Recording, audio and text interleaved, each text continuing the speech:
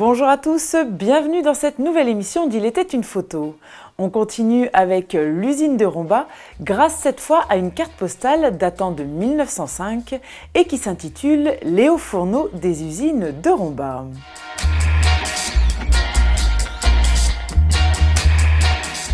À cette date, l'usine sidérurgique comporte déjà une ligne de 7 hauts fourneaux, les deux premiers datant de 1890 et le septième de 1902.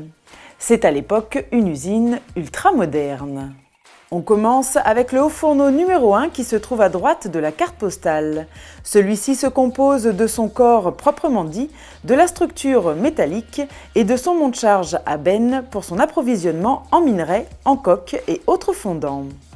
À son sommet, on aperçoit les roues des doubles rampes de chargement tenues par des câbles d'acier s'enroulant au tambour d'une machine à vapeur au sol non visible. Une fois montées, les matières sont conduites au gueulard du haut fourneau grâce à une plateforme métallique, puis déversées dans le corps du haut fourneau pour constituer son lit de fusion. Chaque haut fourneau s'accompagne également d'un ensemble de coppères qui sont des tours rondes de 25 mètres de haut et de 5 mètres de diamètre à sommet demi-sphérique.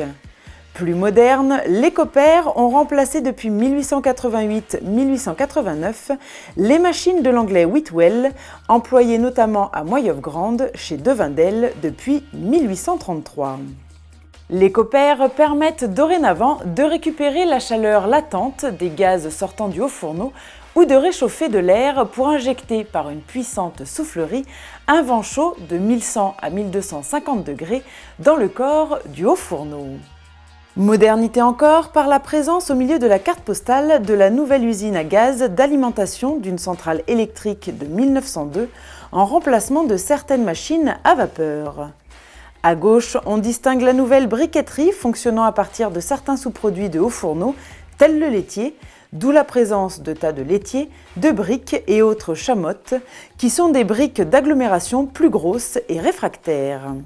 Cette usine est également très moderne par l'architecture industrielle remarquable des deux bâtiments à système de poteaux-poutres en béton armé appareillés de briques, à façade et côté rythmés de vastes baies.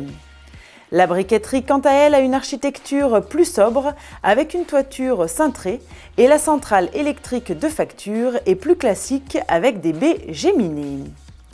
Enfin, à droite, en dents de scie, on aperçoit des toits à shed de certaines halles ou toits à deux versants de pente inégale pour plus de lumière. Voilà, cette émission est terminée. Vous avez pu découvrir ou redécouvrir les côtés techniques et le fonctionnement de cette usine.